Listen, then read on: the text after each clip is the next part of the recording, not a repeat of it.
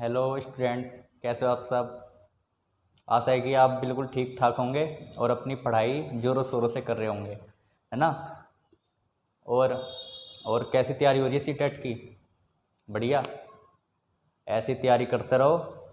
और आज आज मैं भी आपको थोड़ी कोशिश करूँगा आपको सीडीपी पढ़ाने की। सीडीपी का एक महत्वपूर्ण टॉपिक है, वो है बाल विकास, विकास और वृद्धि।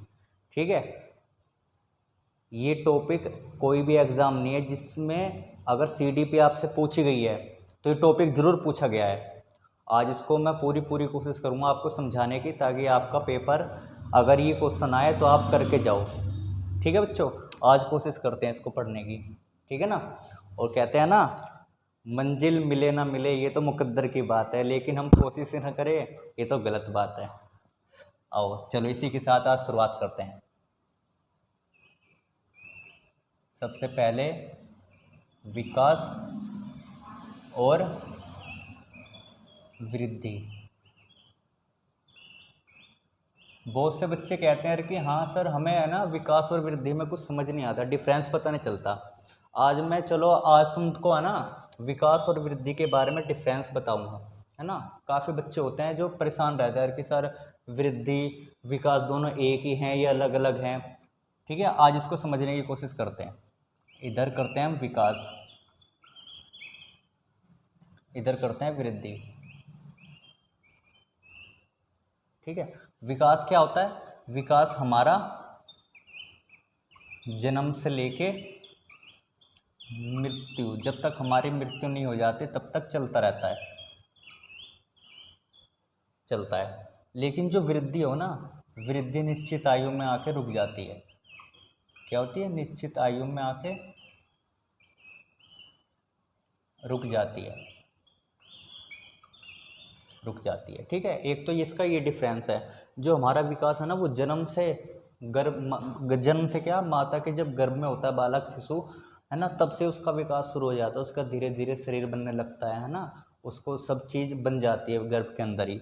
और जब तक मृत्यु नहीं हो जाती, जब तक उसका विकास चलता रहता है, निरंतर चलता रहता है। लेकिन जो वृद्धि होती है ना, वो एक निश्चित आयु में रुक जाती है। जैसे वृद्धि की बात करें हम, ये वृद्धि का पक्ष है शारीरिक, मतलब हमारे शरीर में जो परिवर्तन आता है ना, उसको वृद्धि कहते हैं, है ना। जैसे हमारे शरीर में लंबाई बढ़ रही है, हमारा मोटापा बढ़ रहा है ना, हमारा भार बढ़ रहा है, उसको हम वृद्धि कहते हैं, है ना। वृद्धि क्या होती है, एक समय में आके रुक जाती है। जैसे आपने देखा होगा लंबाई है, जैसे लड़कों की मान ले एवरेज लंबाई क्या है, 18-19 साल है। जब तक बालक की जितनी लंबाई बढ़नी होती है उतनी बढ़ जाती है। ऐसी लड़कियों में 16-17 तक बढ़ती है ना। उसके बाद रुक जाती है। ये नहीं होता कि हाँ पूरी उम्र चलती रहती बढ़ती रहती है। ऐसे तो हम दानव बन जाएंगे अगर पूरी उम्र बढ़ती रहेगी ऐसे तो। ठीक है, एक तो ये डिफरेंस है। दूसरा डिफरेंस क्या है इसका, दूसरा डिफरेंस है इसका, दूसरा डिफरेंस है इसका, इसको विकास को ना देखा नहीं जा सकता, देखा नहीं जा सकता। लेकिन जो वृद्धि होती है इसको देखा जा सकता है। ठीक है, आप किसी को देख के बता सकते हैं उसकी वृद्धि हो रही है, उसका शरीर बढ़ रहा है, उसका मोटापा बढ़ रहा है ना, देखा जा सकता है। ठीक है, अब विकास है, जो विकास है ना, इसका ये पेपर में पूछा जाता है कि कैसा होता है ये, है ना। गुणात्मक होता है या मात्रात्मक होता है, ये बच्चों दोनों होता है, गुणात्मक भी और मात्रात्मक भी। है ना, इसका दोनों होता है ये, है ना। और जो वृद्धि होती है ये केवल मात्रात्मक होती है ना, इसकी बस मात्रा कर सकते हैं हम, है ना। इसको गुणात्मक नहीं होता ये। गुणात्मक का अर्थ है कि मतलब हमारा जैसा मानसिक है ना, इसका विकास का एक रूप होता है मानसिक विकास। मानसिक विकास में क्या होता है, हमारा गुणात्मक विकास होता है कि हम देखते हैं जैसे गुणात्मक विकास में कि हम जैसे जो 2 साल पहले हम सोच सकते थे और जिस काम को हम नहीं कर सकते थे वो अब कर सकते हैं, उसमें क्या है, गुणात्मक परिवर्तन आया है ना। मात्रात्मक विकास का है ना, जो वृद्धि है, वृद्धि भी विकास का ही एक पक्ष है, इसका क्षेत्र है वृद्धि, है ना। वृद्धि में जो परिवर्तन आएगा वो सब विकास का भी परिवर्तन माना जाएगा, है ना। विकास के अंदर शारीरिक परिवर्तन भी आता है ना। गुणात्मक हो गया, है ना, इसको मापा नहीं जा सकता। क्या हो सकता है, इसको माप नहीं सकते हम विकास को। जैसे होता है बच्चे का अगर मानसिक विकास है, संवेगात्मक विकास है ना, इसको हम माप नहीं सकते ना, है ना। लेकिन वृद्धि है ये मापी जा सकती है। आप अपना, है ना, अपना वजन आप माप के बता सकते हो, मापी जा सकती है ना, मापी जा सकती है ना। इसका विकास के अनेक पक्ष हैं, अनेक पक्ष हैं। ये इसको कहते हैं बहुआयामी है, बहुआयामी है। लेकिन ये एकांकी है। जो वृद्धि होती है ये एकांकी है, एक ही पक्ष पर ध्यान देती है, बस खाली केवल शारीरिक पक्ष पर ध्यान देती है वृद्धि, है ना। तो आपको पता लग गया काफ़ी कुछ, है ना, विकास और वृद्धि में। अब तो कंफ्यूज नहीं होगे बच्चों, अरे बता दो, अब तो कंफ्यूज नहीं होगे, है ना। अब तो काफ़ी हो गया। ये हमेशा बस ये याद रखना, ये निरंतर चलती रहती है। अगर बालक का जन्म हो गया, है ना, तो वो जब तक मरेगा नहीं, जब तक उसका विकास चलता रहेगा किसी न किसी रूप में, है ना। भले उसका शारीरिक विकास रुक जाए, पर उसका मानसिक विकास हो गया, संवेगात्मक विकास हो गया, सामाजिक विकास हो गया, भाषा का विकास हो गया, ये सब हमेशा चलते रहते हैं, रुकते नहीं है कभी, है ना। और ये वृद्धि होती है ये हमेशा रुक जाती है। इसको हम देख सकते हैं, है ना, इसकी मात्रा कर सकते हैं, इसको माप सकते हैं हम, है ना। ये मात्रात्मक होती है, मतलब, है ना, इसको मात्रा में होती है। और ये एकांकी होती है, बस केवल शारीरिक पक्ष पर ध्यान देती है ना। इतना बात समझ में आई आपको? चलो, आपको डिफरेंस तो पता लग गया होगा इनका बारे में, है ना। अब बात करते हैं विकास के पक्षों के, है ना। विकास के अनेक पक्ष हैं।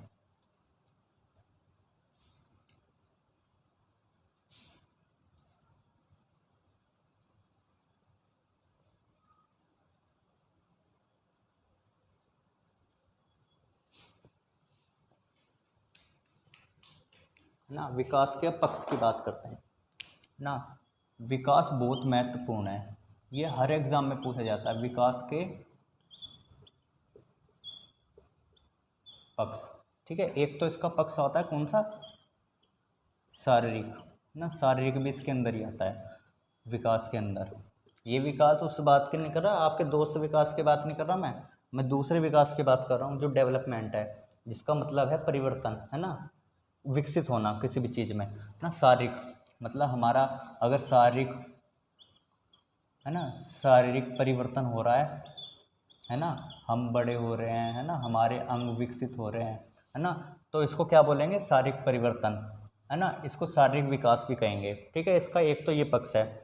दूसरा, इसके शारीरिक में ही एक आता है, इसका ही पॉइंट होता है, वो होता है गत्यात्मक, जिसको मोटर डेवलपमेंट भी कहते हैं। इसका मतलब शरीर से ही है, मतलब शरीर में एक तो होता है कि आपके, है ना, अंग विकसित हो गए हैं।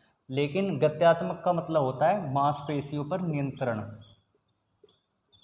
मांसपेशियों पर नियंत्रण। ठीक है, मांसपेशियों पर नियंत्रण। अब देखो जैसे मैं लिख रहा हूँ, अब मेरा हाथ तो हो गए विकसित, लेकिन अगर मुझे इस पर नियंत्रण करना नहीं आया, तो मैं ऐसे पेन चला सकता हूँ, इसको, ये मार्कर है मेरे हाथ में, चला सकता हूँ। अगर मेरे मांसपेशी पर नियंत्रण न होता, ये गिर जाता मेरे हाथ से, है ना। ये गत्यात्मक का मतलब होता है मांसपेशियों पर नियंत्रण, कि हमारे मांसपेशियों पर नियंत्रण है हमारा, तभी तो हम चल पा रहे हैं, दौड़ पा रहे हैं, साइकिल चला सकते हैं, है ना, सब चीज़ पे, है ना। बाइक भी ब्रेक मारने पड़ते हैं, वो उंगली से मारने पड़ते हैं, उंगलियों पे आ जाता है ना, गत्यात्मक परिवर्तन। ठीक है, ये इसका पार्ट है, ये अलग भाग नहीं है विकास का। दूसरा भाग है मानसिक, मानसिक विकास। ठीक है, मानसिक विकास। अब पूछे मानसिक विकास क्या होता है। मानसिक विकास होता है कि देखा आपने छोटे बच्चों में जो मानसिक क्रियाकलाप होता है उसके, वो बहुत छोटे होते हैं, वो उनमें समझ इतनी नहीं होती है ना, अपना तर्क वितर्क नहीं कर सकते, है ना, किसी समस्या को सुलझा नहीं सकते, वो ना समस्या को सुलझा नहीं पाते। लेकिन धीरे धीरे जैसे उनका मानसिक विकास होता रहता है, उस हिसाब से वो, है ना, बड़े बड़ी समस्याओं को सुलझा पाते हैं, बड़े बड़े क्वेश्चन को हल कर पाते हैं, है ना। ये होता है इसका मानसिक विकास, है ना, समस्या को हल करना, समस्या को हल करना। ठीक है, तीसरा पक्ष किसका क्या है, संवेगात्मक, संवेगात्मक विकास। संवेगात्मक विकास क्या होता है, इसको इंग्लिश में कहते हैं emotional, emotional development. Emotion development का मतलब होता है हमारे अंदर संवेग, संवेगात्मक। जैसे होता है ना, शिशु में सबसे पहले कौन सा संवेग आता है, सबसे पहले आता है उसका पीड़ा का संवेग, है ना, दुख होता है उसको, सबसे पहले उसका उसकी अनुभूति होती है। जैसे छोटा बच्चा होता है ना, जब जन्म लेता है उसको बस केवल एक ही संवेग होता है उसके उत्पन्न पीड़ा का, उसको दर्द होता है इसलिए वो रोता है ना। उसके बाद धीरे धीरे उसको खुशी का भी आने लगता है, जब बच्चे को गोद में लेते हैं, उसको लाड़ प्यार करते हैं, उसको खुशी का संवेग हो जाता है। उसके बाद धीरे धीरे संवेग बढ़ते रहते हैं, क्रोध का संवेग आ जाता है ना। धीरे धीरे बच्चे को अगर डांट दे तो उसके अंदर क्रोध भी आ जाता है ना। क्रोध आने लग जाता है, डर का आता है ना। उसके बाद जैसे बच्चों को पता लगता है कि हाँ पापा आने वाले हैं, तो उसके अंदर डर का भी संवेग आ जाता है कि हाँ पापा आएंगे या पिटाई करेंगे या मतलब कुछ गलती हो गई हमसे, तो वो उनके अंदर क्या होता है, डर का, फियर का संवेग आता है ना। ये संवेगात्मक विकास होता है, ये धीरे धीरे हो जाता है बच्चों में। अब जैसे हम बड़े हो चुके हैं, अब हमारे अंदर सारे संवेग जागृत हो चुके हैं। इसके अलावा भी और सारे संवेग हैं जो बच्चों के अंदर, ये सबके अंदर, मनुष्य के अंदर आते हैं। चौथा संवेग है सामाजिक विकास। क्या है इसका पार्ट विकास का? कौन सा? सामाजिक विकास। सामाजिक विकास, ठीक है। सामाजिक विकास की मूल इकाई क्या है? परिवार, ठीक है। जिस परिवार में हम रहते हैं ये इसकी मूल इकाई होती है, मूल, है ना, मूल इकाई होती है सामाजिक विकास की, है ना। सामाजिक विकास, अब सामाजिक विकास कैसे होता है? बच्चा जब जन्म लेता है तो उसका परिवार ही उसका समाज होता है। वो माता पिता को जानता है, अपने बहन भाइयों को जानता है ना, उसको ही समाज मानता है। पर धीरे धीरे जैसे उसकी आयु बढ़ती है, वो बाहर निकलता है, अपनी गली मोहल्ले में जाता है ना, स्कूल में जाता है ना, उसको समाज में जब देखता है उसको तब समाज का पता लगता है ना, कि मतलब समाज होता क्या है ना। समाज के बिना मतलब एक किसी का भी रहना योग्य नहीं है ना। बिना समाज के हम अपना जीवन यापन नहीं कर सकते। बिना समाज के बिना हमें समाज सब कुछ देता है, स्कूल देता है, शिक्षा देता है ना, हमें रोजगार देता है, सब चीज़ समाज ही देता है ना।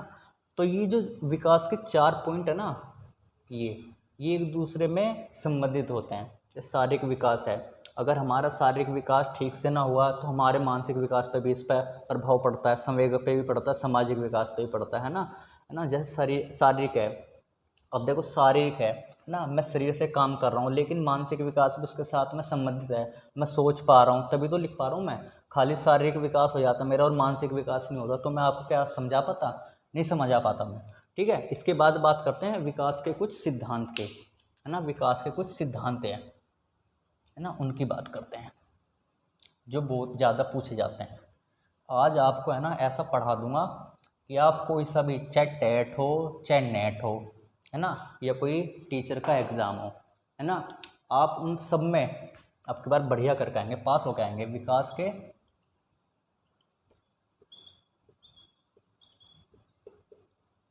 सिद्धांत, ठीक है। विकास के सिद्धांत क्या होते हैं? एक पहला दिशा का सिद्धांत, दिशा का सिद्धांत, दिशा का सिद्धांत क्या होता है? ये होता है कैफ्लेकोडल। आपने नाम सुना होगा कैफ्लेकोडल, है ना, जिसको कहते हैं हिंदी में मस्तिष्को दोमुखी। मतलब इसका मतलब होता है सिर से पैर की ओर।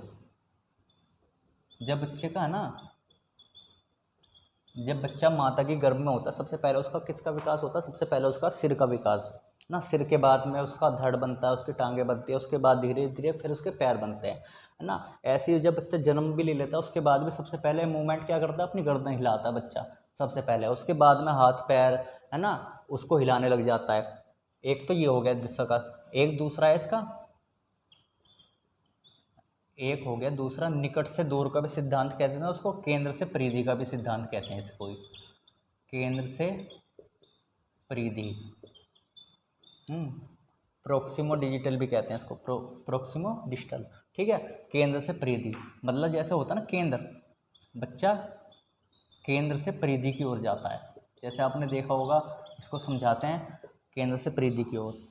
जैसे होता है ना हमारा केंद्र जैसे अंदर होता है ना, यहाँ पे बीच में केंद्र होता है। बच्चा पहले क्या करता है, जैसे बच्चे को उल्ट लिटा दो तो यहाँ से अपना, यहाँ से नियंत्रण करता है, वो यहाँ से उठने की कोशिश करता है ऐसे ऊपर, है ना। ऐसे ही केंद्र से नियंत्रण। अब पहले बच्चा है ना क्या करता है, केंद्र इसका यहाँ पे होता है, केंद्र से पूरा जोर लगाता है, अपने हाथ पैरों को फेंकता है ऐसे ऊपर नीचे। छोटे बच्चों को देखा आपने ना।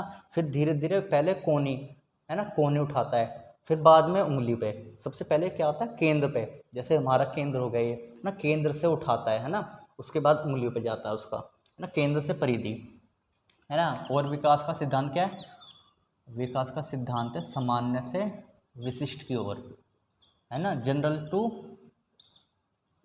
विशिष्ट, है ना, जनरल टू स्पेसिफिक। मतलब पहले क्या करता है? सामान्य, पहले सामान्य चीज़ें करता है। हमेशा कोई भी हो सबसे पहले सामान्य चीज़ें करेगा, उसके बाद स्पेशल चीज़ पे। पहला बच्चा क्या आता है? सामान्य चीज़ें, जमा घटा भाग ये सब सीखता है। फिर उसके बाद में, है ना, बाद में परसेंटेज वगैरह, है ना, और भी साइन कोड वगैरह ये सब चीज़ें बाद में सीखता है। फॉर्मूले लगा के, है ना, क्यूब, है ना, आया तो ये सब बाद में, फॉर्मूले बाद में सीखता है ना। इसके बाद दूसरा सिद्धांत है इसका सामान्य से विशिष्ट हो गया। उसके बाद इसका सिद्धांत है समान समान प्रतिमान, समान प्रतिमान का सिद्धांत।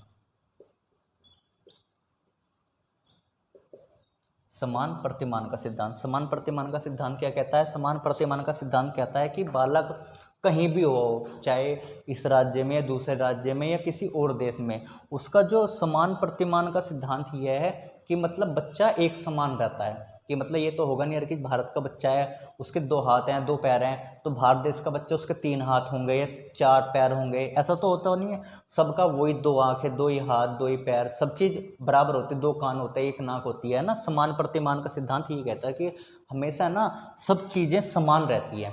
ये नहीं होता कि हाँ किसी और देश का बच्चा अलग, देखा है आपने कभी? अरे कि हाँ किसी की 3 आंखें हो, भगवान शिव के अलावा और किसी की तीसरी आंखें नहीं होती, ठीक है, भगवान शिव की तीसरी आंखें होती हैं, और पता ना जब खुलती है तो विनाश कर देती है ना। समान प्रतिमान का सिद्धांत। उसके बाद है भिन्नता का सिद्धांत, भिन्नता का सिद्धांत। ये इसको अच्छी तरह समझा रहा हूँ, इसको अच्छी तरह समझ लो, ये दोबारा पढ़ने की जरूरत ना पड़े तुम्हें। भिन्नता का सिद्धांत, भिन्नता का सिद्धांत क्या होता है कि मतलब सभी मनुष्य ना एक जैसा विकास नहीं होता। जैसे किसी में होता है बचपन से, जन्म से ही, है ना, बच्चे का प्रतिभाशाली होता है, कोई मंदबुद्धि होता है, कोई सामान्य होता है, ठीक है। ये भिन्नता का सिद्धांत ये कहता है कि सभी, है ना, सभी का विकास एक जैसा नहीं होता, है ना। होता ना, कोई मतलब बचपन से क्लास में कोई तेज होता है, काफ़ी तेज होता है, दिमाग तेज होता है, प्रतिभाशाली होता है ना। ये भिन्नता का सिद्धांत ये बताता है आपको, है ना। और इसके बाद में कर्मिक, कर्मिक या क्रमबद्ध भी कहते हैं इसको, सिद्धांत को। कर्मिक सिद्धांत, कर्मिक सिद्धांत क्या होता है? कर्मिक सिद्धांत का मतलब होता है एक क्रम के अनुसार होता है। जैसे पहले बच्चा, है ना, बैठना सीखता है ना, फिर सरकना सीखता है, थोड़ा सरकने लग जाता है ना, फिर चलना सीखता है और फिर दौड़ना, है ना। आपने भी ऐसे किया होगा। ये तो होता नहीं यार कि हाँ आपने जन्म लेते एकदम दौड़ना शुरू कर दिया, है ना। ये होता क्रम, मतलब एक सीक्वेंस में चलता है क्रम। ये नहीं यार कि हाँ पहले आदमी दौड़ने लग गया, है ना। ये पहले बैठना सीखता है, फिर सरकने की कोशिश करता है बच्चा, फिर उसके बाद धीरे धीरे चलना, है ना, उठ के चलने लगता है, फिर उसके बाद दौड़ता है ना। ये सीक्वेंस होता है, ठीक है बच्चों। इसके बाद बात करते हैं सामान्य हो गया, है ना, समान प्रतिमान हो गया, भिन्नता का सिद्धांत हो गया, है ना, सब हो गए ना। और क्या रह गया?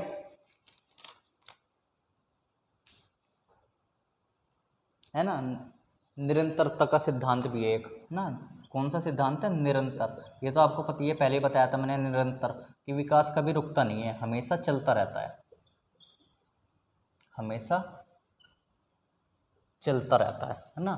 ये कुछ सिद्धांत हैं, इनको देख लेना, ये पेपर में बहुत ज़्यादा पूछे जाते हैं, सबसे ज़्यादा पूछे जाते हैं। सबसे पहले तो ये पूछा जाता है मस्तकोन्मुखी क्या होता है ना, सिर से पैर की ओर होता है विकास, ठीक है। ये केंद्र से परिधि की ओर, इसको प्रोक्सिमोमेटल डिस्टल कहते हैं ना। क्या कहते हैं? प्रोक्सिमो डिस्टल, है ना। ये क्या होता है? कैफ्लेकोडल कहते हैं इसको, है ना। ये सब सिद्धांत ध्यान रखना। इसके बाद बात करते हैं कि विकास को कोई प्रभावित भी करता है ना, विकास को प्रभावित भी करते हैं, है ना, विकास को प्रभाव डालते हैं। कुछ चीज़ें हैं जो विकास को प्रभाव भी डालती हैं, जैसे कि उनकी बात करते हैं अभी ना। विकास पर प्रभाव डालने वाले,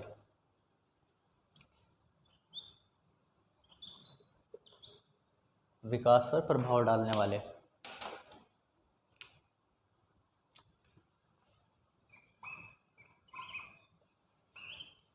विकास पर प्रभाव डालने वाले, जैसे पहला प्रभाव क्या डालता है? कौन डालता है?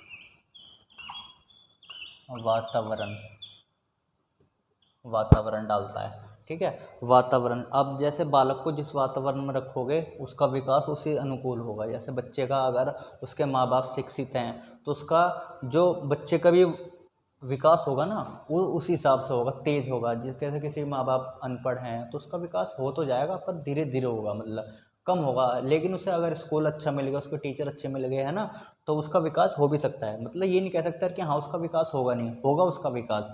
लेकिन वातावरण का बहुत प्रभाव पड़ता है विकास पे, है ना। वातावरण जैसा होगा उसका स्कूल, वातावरण के अंदर ही स्कूल आ जाता है, उसका आस पड़ोस, उसके मित्र, है ना। जैसे जैसे उसके आस पड़ोस होंगे, उसके मित्र होंगे, रिश्तेदारी होगी, है ना, उसका प्रभाव उस पर पड़ता है। दूसरा क्या है, दूसरा क्या है, वंशानुक्रम।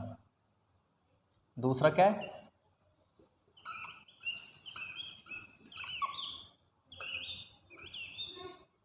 दूसरा है वंशानुक्रम। अब देखो, अब किसी के है ना वंशानुक्रम का भी प्रभाव पड़ता है ना।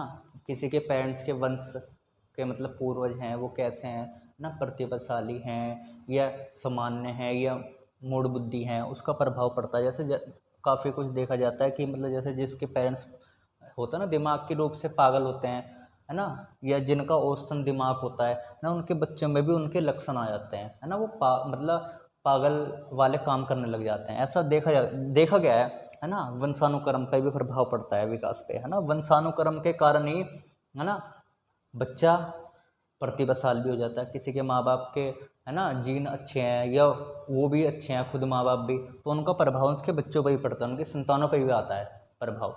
ठीक है, वंशानुक्रम। इसलिए जो विकास होता है ना, क्या होता है, विकास जो होता है वो इन दोनों का गुणनफल होता है। वातावरण को क्या कहते हैं, एनवायरनमेंट, इसको ई से प्रदर्शित करेंगे, और वंशानुक्रम को हेरिडिटी, बराबर में डेवलपमेंट।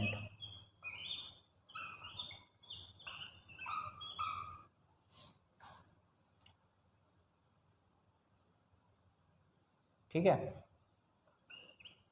डेवलपमेंट। ठीक है, वातावरण, वातावरण, वंशानुक्रम बराबर में विकास। ठीक है, इन दोनों का गुणनफल ही होता है बच्चे का विकास ना। वातावरण और वंशानुक्रम दोनों प्रभावित करते हैं विकास को, है ना। विकास के कुछ अवस्थाएं भी होते हैं, जैसे काफ़ी विद्वानों ने कहा है, अलग अलग परिभाषा दिए हैं, ये अलग अलग अवस्थाएं बताई है, जिनमें से सबसे महत्वपूर्ण अवस्था होती है इसकी, सबसे महत्वपूर्ण जो मानी जाती है, प्रमाणिक है कि मतलब सबसे पहले कौन सी अवस्था होती है, सबसे पहले कौन सी अवस्था होती है, सबसे पहले होती है शेषावस्था।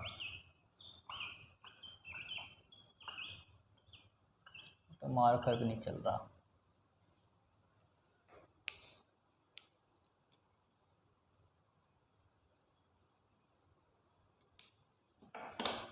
शेषावस्था, ठीक है, ये कब से होती है, ये 0 से लेकर 2 साल तक, है ना। उसके बाद पूर्व बाल्यावस्था,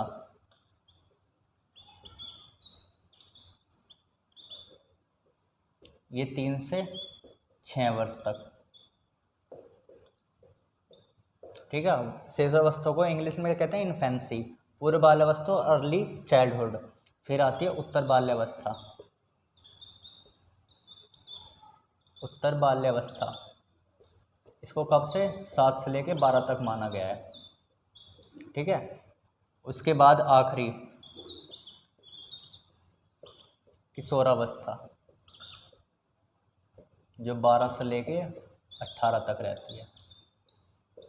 ठीक है, इसको तूफानी अवस्था भी कहा जाता है। जो उन लोगों ने पता ना तूफान की अवस्था का है, इसमें है ना मतलब जो किशोर होते हैं ना वो मतलब समायोजन नहीं कर पाते, क्योंकि पता है वो बालक में रहेंगे तो बालक के साथ में उन्हें लगेगा कि हाँ हम बालक हैं नहीं, बालक उनको अपने साथ में नहीं खेलने देते।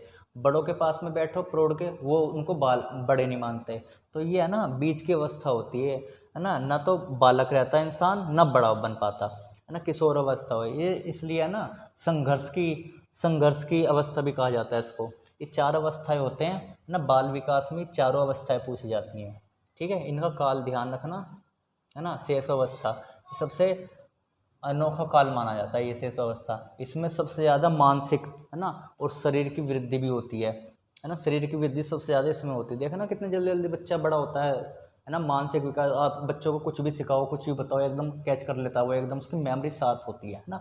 धीरे धीरे फिर बाल्यावस्था में, है ना, उसकी वृद्धि रुक जाती है। शारीरिक वृद्धि देखा है आपने, धीरे धीरे बच्चे बढ़ते हैं, है ना। और उसकी किशोर अवस्था में वही अवस्था फिर ज़्यादा तेज हो जाती है, वृद्धि जल्दी जल्दी होती है, लड़कियों की भी लड़कों के भी, है ना। कुछ परिवर्तन भी आते हैं, शारीरिक परिवर्तन, है ना, वो किशोर अवस्था के अंदर ही आता है। ठीक है बच्चों, ये काफ़ी कुछ मैंने आपको बताया विकास और वृद्धि के बारे में। अगर आप इतना ध्यान से पढ़ लोगे ना, तो बेटा अगर इस टॉपिक में से एक भी क्वेश्चन आ गया ना, वो आप निपटा दोगे, इतना मैं गारंटी लेता हूँ। ठीक है बच्चों, चलो अगली बार ये टॉपिक ख़त्म किया, अगली बार दूसरे टॉपिक पर नज़र डालेंगे, है ना। अगली बार दूसरे टॉपिक पर नज़र डालेंगे। जब तक आप पढ़ाई करते रहो और इधर उधर की बातों पर ध्यान मत दो। ठीक है बच्चों, ठीक है, जय हिंद।